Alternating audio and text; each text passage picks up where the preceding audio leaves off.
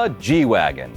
It went from serving the Argentine army to cruising Rodeo Drive. What was originally designed as a basic military vehicle has become a symbol of status, wealth, and power. Now, this isn't the first vehicle to go from olive drab to olive martinis, but the G-Wagon is unique because, at least in the US, a significant part of its popularity comes from influencers and upper-middle-class business owners trying to dodge taxes, and likely committing tax fraud in the process. That's the real American dream, isn't it? So I'm going to walk you through the tax loophole that helped make the Mercedes G-Class so popular. The Mercedes G-Class, or Geländewagen, or G-Wagon with an E, went into production in 1979. Like the Land Rovers and Land Cruisers of the time, the first-gen G-Class was a utilitarian SUV with a wartime background. It was available in a wide array of configurations with powertrains anywhere from a 2-liter 4-cylinder to the OM617 i5 diesel. But all of these were four-wheel drive, with locking diffs and a go-anywhere attitude. While this first version was never officially introduced to the US market, several gray market importers modified them to fit US regulations. Because it was expensive to import a vehicle, not to mention have it modified for road use, these early gray market G-Wagons ended up in wealthy owners' garages.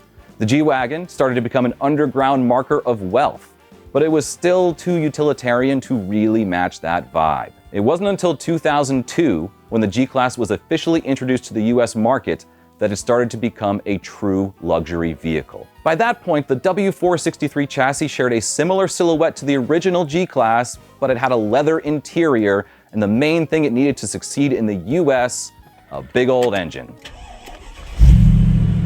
The base model G500 got the 5-liter V8, which made 292 horsepower and 336 pound-feet of torque. From there, the G-Class just got crazier over the years, with supercharged V8s all the way up to twin-turbo V12 options. I could go on and on about G-Class variants for days. They kept adding more power, more cylinders, more wheels. But the point that I want to make is that despite all of those variants, G-Wagon sales in the US were relatively stagnant for the first decade. On average, they were only selling about 1,000 units a year, but everything changed when this little tax loophole was introduced. In late 2010, Congress passed the Small Business Jobs Act. It was designed to help small businesses recover from the financial crisis of 2008, and it provided business owners access to lending programs, increased limits on what they could borrow, and tax cuts on essential equipment. Section 179 deals specifically with large equipment needed for work. Let's say a farmer wants to buy a new tractor for $50,000. Good luck with that. That's a business expense, so we're talking about a tax deduction. Section 179 says that if the farmer finances the tractor, they can claim the full value of the tractor in the first year, even though they haven't actually paid that yet. So you pay a $5,000 deposit and then get a tax break like you paid $50,000.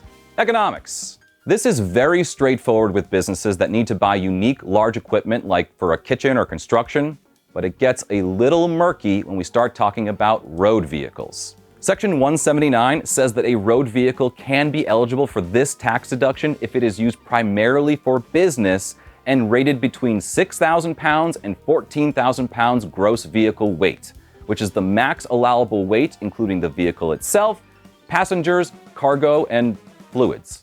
The idea being that this would cover work trucks, delivery vehicles, and small businesses using SUVs. The trouble is that everyone these days fancies themselves a small business owner, especially in the age of social media, and people are always going to try to game the system. Enterprising entrepreneurs found that if they needed to quickly balance the books at the end of the year, they could go out and finance an SUV with a small down payment and bring their amount owed way down.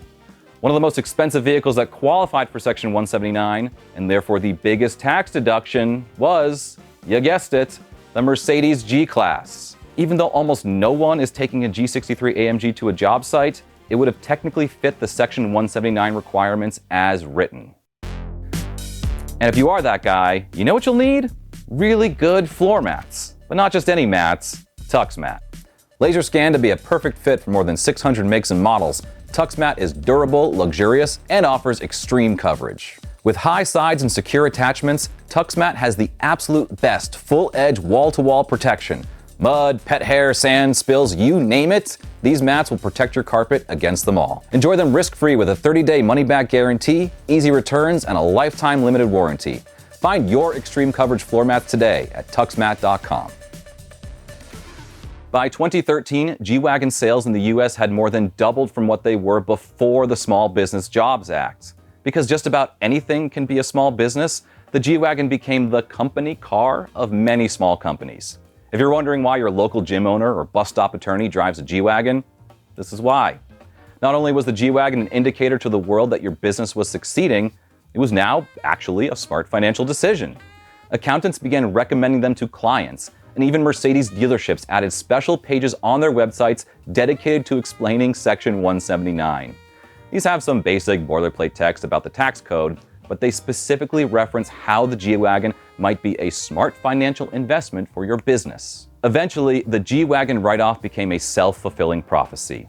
If every small business owner drives a G-Wagon, then everyone who wants to imitate them goes out and buys a G-Wagon as well. In an era and economy where influencers are encouraged to flaunt their wealth, the G-Wagon sort of became a dog whistle for this new type of businessman. Buying a brand new G-Wagon might actually be a smart business move even if you aren't a millionaire. Let me explain. With this G-Wagon, the gross vehicle weight ratio is over 6,000 pounds. Why does Hamza have 3 G-Wagons? Well, guess what, Habibi? I need tax write-offs. Now, I'm sure you saw through all these wannabe Mark Cubans selling quick start guides to dropshipping and crypto schemes, but a lot of people didn't.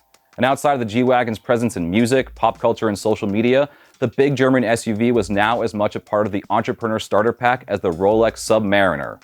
Submariner? I don't know, I'm not rich. And today, you can see hundreds of videos on YouTube and TikTok by self-proclaimed financial alphas claiming it's just that easy to get a government kickback on a G-Wagon. Look, not every owner is a shady business person, and not every small business person with a G-Wagon is gaming the system.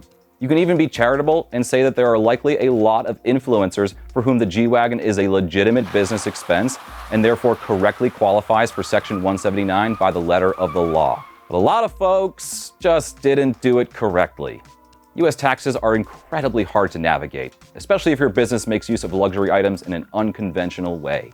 Last year, the YouTuber Stradman talked about what happened when he was audited by the IRS. With the audit, the IRS, they allow for certain exceptions. There are certain industries. In those industries, the IRS says you can use Section 179, just like you would on the Gladiator, even though those vehicles are under 6,000 pounds. So I saw that, I talked to a lot of different CPAs, and I determined that my industry was the same. And so I took Section 179 on not just my Gladiator, I took it on all the cars. And unfortunately, the IRS disagreed. Even though he had a good understanding of the tax code regarding Section 179, the fact is, it's really easy to just get something wrong. And when it comes to taxes, you aren't exactly innocent until proven guilty. So how are people getting this wrong?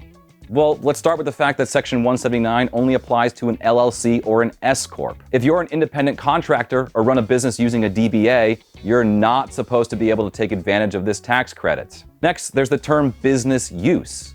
Vehicle use is largely self-reported, so claiming 50% business use is, for some people, just a matter of checking a box. Even people that are actually being honest about how they use their vehicle may not know that business use does not include things like commuting miles. Then there's the fact that if you are claiming this as a business vehicle, it's an asset of the business, meaning that when you sell it, you need to report it. How many people do you think are conveniently forgetting about that part? I'll admit that this is a lot of speculation, but even if buyers are having their mistakes corrected come tax time, dealerships certainly were not taking the time to educate buyers on how to navigate Section 179. The dealership's goal is to sell the vehicle, and framing it as a smart business investment is just part of that. To give you an example, we looked at the Section 179 pages for over 20 Mercedes dealerships, and only one of them mentioned the deduction cap of $30,500. Good job, Mercedes-Benz of Lancaster.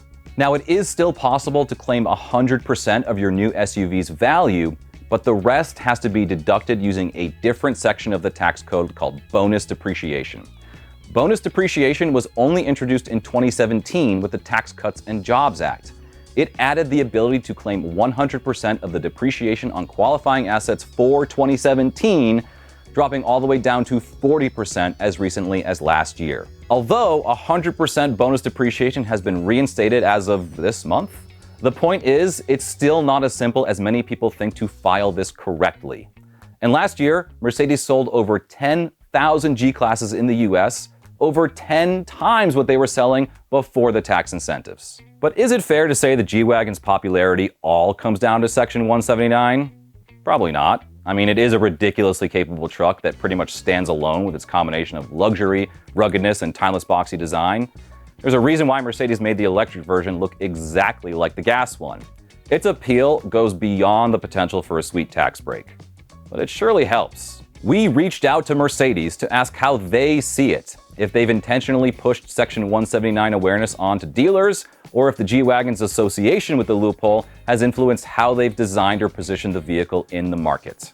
Mercedes declined to comment. I'm picking on the G-Wagon a lot here because it's one of the most egregious examples of exploiting this tax loophole that was designed to help small businesses. Also, I didn't come up with the name. But it's not the only vehicle that people are doing this with. Honestly, the biggest issue is the way that Section 179 is defined is arbitrary at best. We all know that vehicles have been getting heavier and heavier, especially with the onset of EVs. And in 2010, when this tax code was first introduced, 6,000 pounds of gross vehicle weight probably seemed like a decent metric. Actually, the reason that Section 179 is capped at 14,000 pounds was to stop business owners from buying themselves RVs for work use.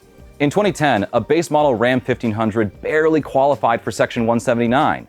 Now in 2025, the Dodge Charger EV qualifies. At the end of the day, Section 179 was an attempt to help out the little guy, and it's been co-opted by the type of people that can afford G-Wagons. What's even more frustrating is when you look at a vehicle like the humble Ford Maverick.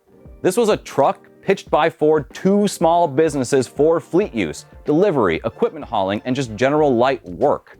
The Maverick was bought by people who understood that they didn't need a full-size truck for yard work or a 6-foot bed for their catering business. The kind of people who thought they were making an actual sound financial decision for their business. And with a gross vehicle weight rating of 5,300 pounds, the Maverick does not qualify for Section 179. I shudder to think of how many Cybertrucks were purchased using Section 179. With that terrible thought, I'm going to end this video. If you missed anything, the replay button is right there. If you're thinking of using Section 179 for your next vehicle purchase, please talk to a tax professional, not a YouTuber, before signing on the dotted line. Thanks for watching.